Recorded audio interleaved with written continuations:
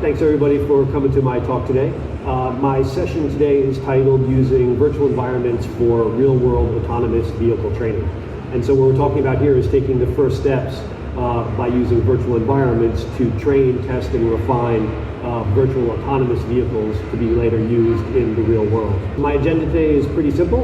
I'm going to tell you a little bit about my company, ForgeFX Simulations, dive into machine learning and discuss what machine learning is and how it can be used for autonomous training, and then talk about a case study, a project that we're working on for one of our clients. So a little bit about ForgeFX Simulations. Again, my name is Greg Meyers. I'm the CEO of ForgeFX, and we're a company that specializes in the development of custom simulation-based training. And I'm going to discuss that during my presentation, talk about how simulations and virtual environments and virtual equipment can be used to train autonomous vehicles.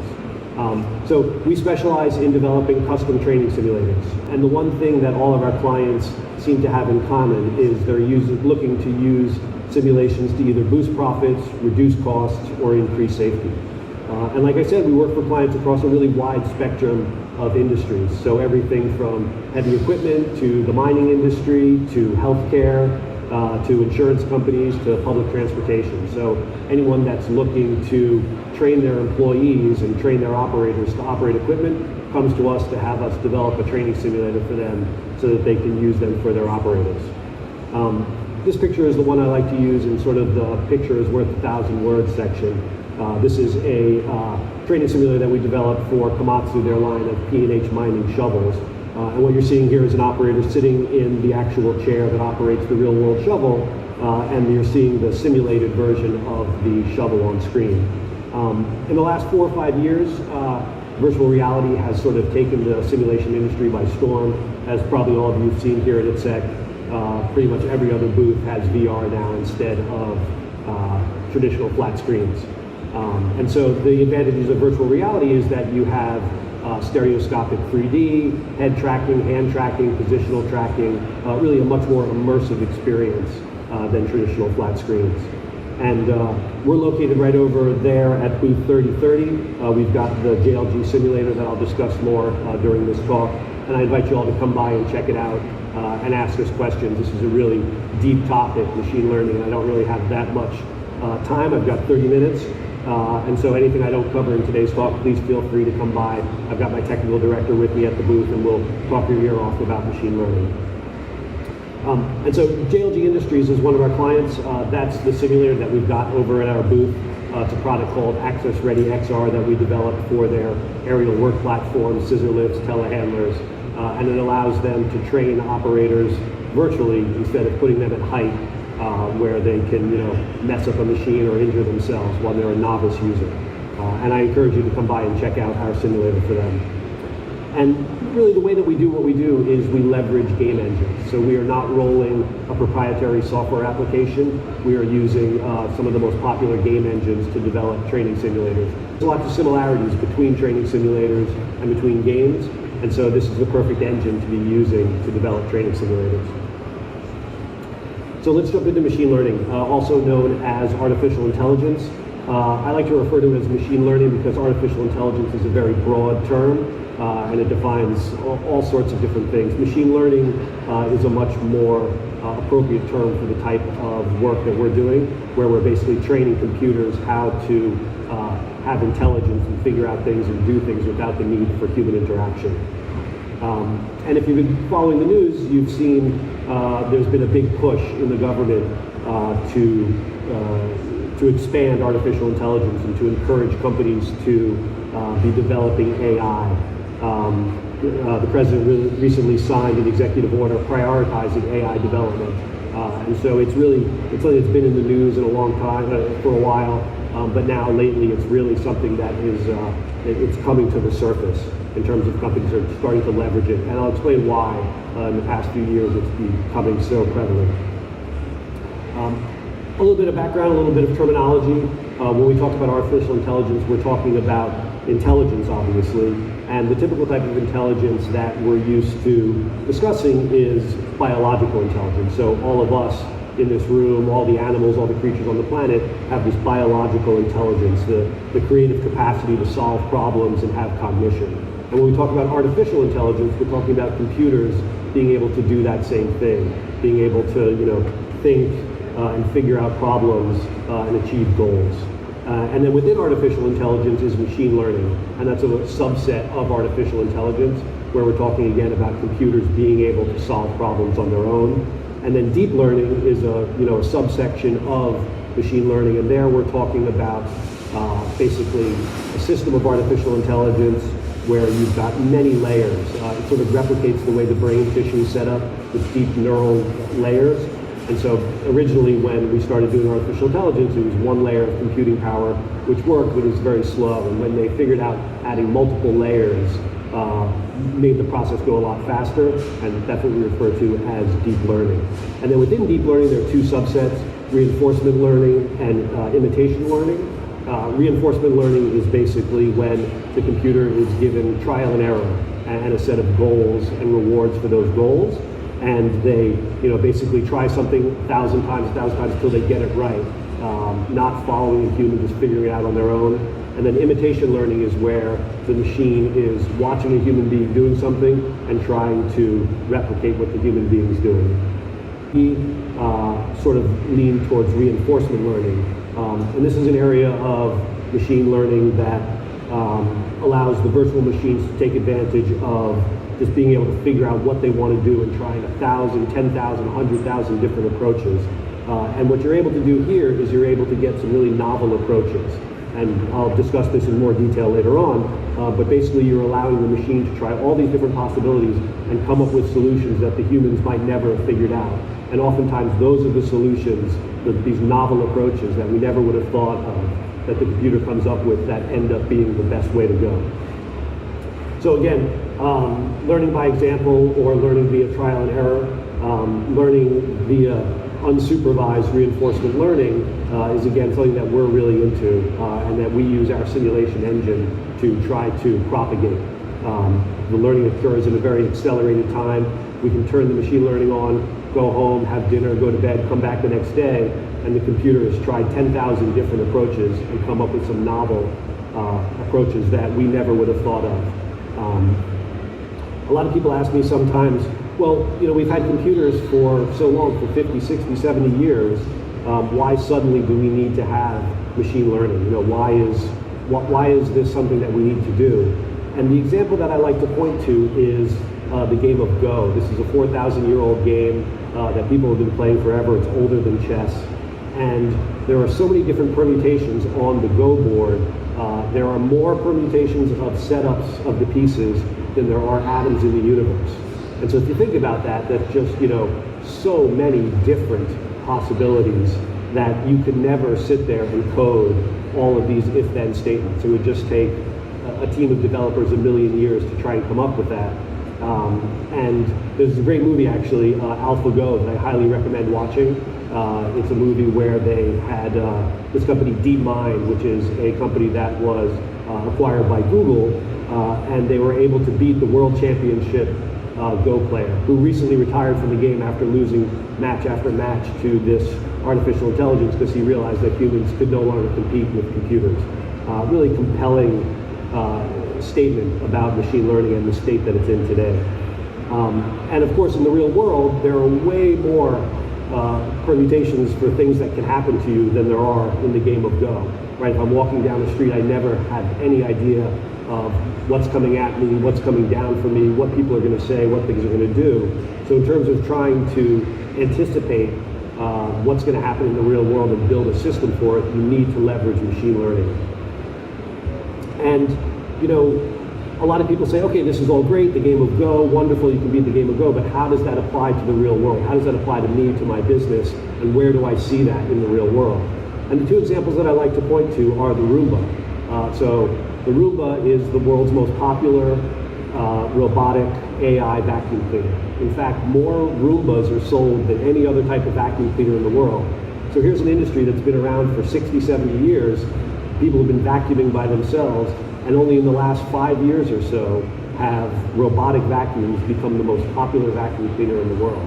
And so there's a prime example of an industry that was turned on its ear by machine learning. Suddenly robotic AI vacuum cleaners are the most popular product out there. And then also autonomous vehicles. We all hear about autonomous vehicles, and they're coming, and Tesla's producing them, and Toyota's producing them. Down in Arizona, the company Kroger, the supermarket, home deliveries through these autonomous vehicles.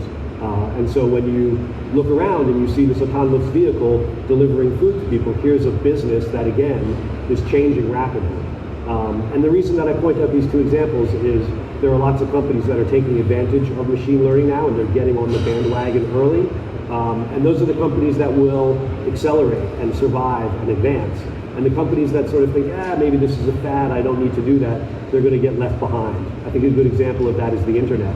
A lot of companies saw the internet come online in '95, and they're like, is this really going to catch on? Is this really something I need to pay attention to? And if you look around now, obviously the internet is everywhere. And companies that didn't pay attention to the internet, like shopping malls or something, have been put out of business by Amazon. So it's really important to pay attention to this latest technology. And AI is probably the leading technology that is advancing the state of business today. And so jumping down into brass tacks a little bit, why is this suddenly so popular right now? Why is it so tangible? Why are people able to take advantage of this? And really the secret sauce from our perspective is TensorFlow. And TensorFlow is a library of machine learning algorithms that was developed by a company that Google is funding called DeepMind, the same company that built AlphaGo that I talked about in the documentary about the game of Go. And in 2015, they open sourced this library. So here was a library of some of the best minds in the world created all of these machine learning algorithms, and then Google just essentially gave it away, right? Which is a bit of a coup, and you're wondering, well, why did they give this away?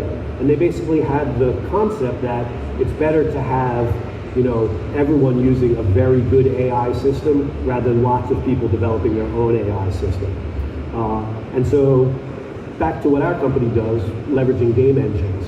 TensorFlow has a bridge into Unity, the game engine that we prefer. And so suddenly all of my developers who are developing training simulators have access to TensorFlow. And so here is this massive machine library that allows anyone to, the same thing that's running the Roomba, that's running these autonomous cars, is suddenly available in a game engine. And so looking at this little chart here, you see that, we're able to take TensorFlow, bring it into our game engine. ForgeFX simulation is able to leverage that and develop that, and then offer that to our clients. So suddenly all of ForgeFX's clients have access to TensorFlow, the most popular machine learning algorithm.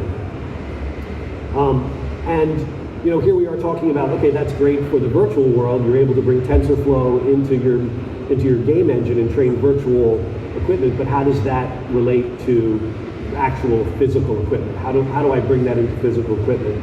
And I think the best example that I've seen out there is a system that was developed by a company, OpenAI, which was funded by Elon Musk originally, who's a big proponent of machine learning. And they took a very simple problem. They took a human who can manipulate a cube, and if you say turn the A up, turn it this way, show me this cube in whatever position. For some reason, that's very difficult for robotics to do. Robotics have come a long way, but being able to manipulate a cube is something that's still very difficult. And so what they did was they built virtual robotic hands, so completely simulated virtual hands, and trained them how to, manipulate this cube in just a way. And actually train them is not the right word, it trained itself, okay? So it was able to figure out, how do I manipulate this cube? And once it mastered that, once the virtual hand was able to master that in a couple of days, something that's taken humans millions of years to be able to, leverage their hand and be able to have such tactile feel, they were able to basically copy that code and paste it onto a real-time physical robotic hand. And you were able to get this robotic hand that could manipulate the cube exactly as they wanted them to. And it was quite compelling. So suddenly you had this robotic hand that knew nothing of the action it was being asked to do, and it just copied the code from the virtual hand and put it in the real-time physical hand. And so here's a video of some of the interesting things that the robotic hand was able to do. And so it wasn't told how to do any of this, but it figured out how to pivot its fingers, how to slide the cube on its hand, how to spread its fingers out, and how to do hand gating. And these are all things that it just figured out on its own. And so it's a very compelling, it's a very simple thing, being able to manipulate a cube, but you start to understand that the computer can run 10,000 hours, 10,000 years of simulated time in the course of 24 hours, and the next day that robotic hand is doing something. So a very prime example of being able to teach something virtually and then transfer it to the real world. And so of course for our clients, we develop heavy equipment training simulators, primarily for use in construction or mining or the access industry here for JLG, like I've been talking about. And so what you need to do, sort of the prerequisite for training these real-world machines how to do these complex maneuvers without the need of humans, is to have virtual machines and virtual environments. And so that's why our company is sort of moving into this AI business, because we've built our business on building virtual equipment and virtual machines. And so we have those prerequisites in hand. And so now with those machines in place, we're able to start to leverage them like I said, to take TensorFlow into our simulated environment and train these vehicles to do things that won't require humans. We set up a lot of different examples here. Within the Unity game engine, we were able to try all sorts of different experiences and see what the computer can do and what it can learn to do. I can go into more details of these if you want to come by our booth and talk about these, but I think two of the most interesting things for me were this one where they took a little card and they took a marble, and we basically taught the computer to keep that marble on the card for as long as it could. And it's a very simple thing. You could give a child that card, you could give a child the marble, and he could probably do it for 30 seconds, a minute. After 5 minutes, your hand might start to tense up. After half an hour, your arm might tense up, and eventually you'll stop. But the computer, once it learned how to do it, never stopped. It could do it for weeks, months, years. It could just keep on doing it. So again, a very simple example, but it shows you that once a machine is able to learn to do the things that a human can do, it can take over and just do it without blinking, without taking a coffee break, do it over and over again. Another very interesting thing, and this was again talking about the novel approaches that the computer figures out that is oftentimes the most interesting thing about machine learning, are the novel approaches. This example here, basically the blue block, the agent, was given a simple task of get to the finish line, get to the checkerboard, do whatever you need to do, and all it could do was move and hop. And so at first it figured out how to push the orange block up against the wall, hop on top of it, and get over it. But one of its tasks was to do it as quickly as possible. And after watching it try all of these examples, the thing that surprised us the most was that it figured out momentum on its own. So rather than just going right to the orange block, slowly pushing it to the wall and jumping on it, it started to come way out past the orange block, slam into the orange block, push it up against the wall much quicker, and then jump over. So it essentially figured out momentum on its own. We didn't teach it the physics of momentum. We didn't say, here's the properties of physics and how it worked. It just tried so many permutations and eventually figured out that if it got a running start and hit this orange block, it would get to the wall and jump over quicker. So, if you're a computer scientist and you see a very, simple thing happening, but it's figuring out a complex physics process, it's very compelling to you. And again, a very simple example, but something that is exciting to you if you're trying to train machines to do things as good or better than humans. And this one here is something that I like to put in the category of if you leave your programmers alone over the weekend playing with machine learning. But what we really did here was we took the game of soccer and we didn't teach any of, these are little JLG scissor lifts, we didn't teach them how to play soccer or how to actually play this game, but we said, okay, you're a goalie, all you have to do is stop the ball from getting in, the other player is, or the other scissor is the striker, all you have to do is get the ball in the goal, and we left it running overnight. And we came in the next day and we were watching basically scissor lifts playing soccer after telling them nothing but those two commands. So again, a very simple approach, but the end result is something that is, very dynamic, very interesting. There's a lot of talk about AI. Is it going to replace humans? Is it going to, make us obsolete? A lot of that is science fiction, but one of the big concerns that a lot of people have is it going to put my trainers out of business, right? Am I no longer going to be needing to train people anymore? And I like to say that that's really not true. There's always going to be the need for subject matter experts. We might have the best AI programmers in the world, but they don't know the subject matter, right? They don't know what the procedures are to train. And so there's always going to be the need for trainers to come in and set up the curriculum and work with the programmers. And it basically goes from easy to medium to hard. You can't just tell the computer to, suddenly build a skyscraper. You have to tell it, all of the integral steps, all the integral steps. And so the first one is an easy step, right? I need to teach my thing, whatever it is, to go to a target, pathfinding, go from point A to point B. The next step is to perhaps get on an elevator. So get from point A to the elevator and then manipulate the button, learn how to manipulate the button. And then finally get to your location to either charge your equipment or do whatever you're doing at that final location. So here's some visualizations of that, right? First we train the scissor to go from point A to point B. Then we train the scissor, get from point A to point B being the elevator, learn how to manipulate the controls, get on board, and then finally get to this final location, open up the garage door, obviously not slam right into the garage door, wait for it to open up, pull into the right spot, and charge yourself. So there's always going to be the need for humans to come in and train that AI. I think I have about 5 minutes left, so I'll do a quick case study here. JLG, like many of our clients, like many heavy equipment manufacturers, probably like many of you here in the audience today, you have a desire in the future to sell autonomous vehicles, right? It's a lot safer to have a vehicle that's working in a very dangerous environment, not have a human being in it. And so JLG has this desire too, to be able to sell autonomous vehicles to their customers. And so the first step is developing virtual pieces of equipment and developing virtual environments. Those are, like I mentioned, the prerequisites to machine learning. And that's what we've been doing with them. We've been developing training simulators, and you can come over to our booth 3030, and check out our aerial work platform simulator that we've built for them. But we're now taking that same simulator and using it to train virtual agents. And there's many different things that you could do, right? You could, train your equipment to do whatever you want. But the real way to get the most benefit out of machine learning is to look at what the problems are that you're trying to solve. And one of the issues that we're working on with JLG is that they have some statistic that the biggest incidence of accidents with their equipment is not actually on the job site, it's not when someone's lifting materials, it's getting on and off of the trailer. For one reason or another, that's where the most accidents occur. And so whenever we see a challenge like that, whenever we see a problem that our customers have, that's where we direct our attention. Because if we can suddenly offer a solution where we're training these virtual pieces of machinery to get on and off that equipment without the need for humans and lowering the accident rate, then we've got something. It's not just a novel approach, it's here, we're going to solve a problem that you have.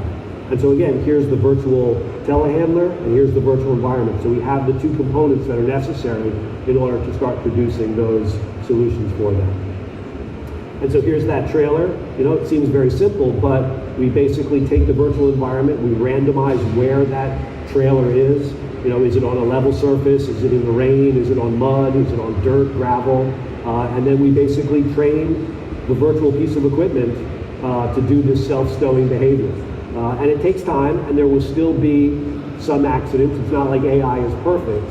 But once you have a system where the virtual machine is making 10 times fewer accidents than the real machine, then you have a real solution. Then you have something that the client can go to their customers with and say, look, I know you've purchased our telehandlers. Here now is an autonomous telehandler that's going to make 10 times fewer mistakes. And that's a real advantage to clients who are looking to minimize damage to their equipment. Now, that's still a little bit of ways off. We're still working on that. It's probably a couple years out till we're able to roll that out for our clients. And people are saying, well, what can you do for us right now? How can we take advantage of machine learning today? And I think the example that's best suited for this talk today is process, right? Getting the actual vehicle to do things based on machine learning, like I said, is a lot of work and a little bit down the road. But being able to figure out the best way to do things, just like the cube figured out momentum and the fastest way to get over that hurdle, project management and process management is something that we've seen a huge benefit for. There are people who specialize in, like in this job site here, if you're tasked with, okay, take this skyscraper and put windows on it and get it done as fast as possible. You've definitely got foremen and project managers who are really good at figuring out where should my materials go, when should I bring in the trucks, what types of equipment do I need to use. But imagine if you could ask your project manager, okay, try 10,000 different approaches by tomorrow morning. Just not possible. You know, they might be able to try 2, 3, come up with a couple ideas, talk to some colleagues, reference information that they've done on other job sites. But leveraging machine learning, we can set up that same job site and say, okay, we're gonna go have dinner, spend the evening with our family, go to bed, come back in tomorrow morning. Computer can spend 10,000 years in 24 hours and try all these different possibilities and figure out the fastest, most effective way to stage this job site. And it's going to come up with some novel approaches, just like the Cube did when it figured out momentum. It's going to come up with some approaches that you just would never have thought of. You know, in the documentary AlphaGo, one of the most interesting things was move 27, right? The guy's playing, the championship Go player is playing against the computer. He thinks the game is going well, and then the computer starts doing something very bizarre. It starts acting in a way that even the programmers who are watching are like, oh, there's a bug, the computer system is crashing. And the championship Go player was so confused, he had to take a break, go out, have a cigarette, kind of think about what was going on, and everyone was like, yeah, I guess this is machine learning is going to fail.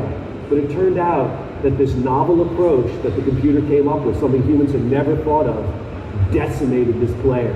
He came back, he tried to figure out what was going on, and he just lost. And then he lost every game after that. And like I said, he quit the game of Go because the computer was coming up with novel approaches that humans had never considered.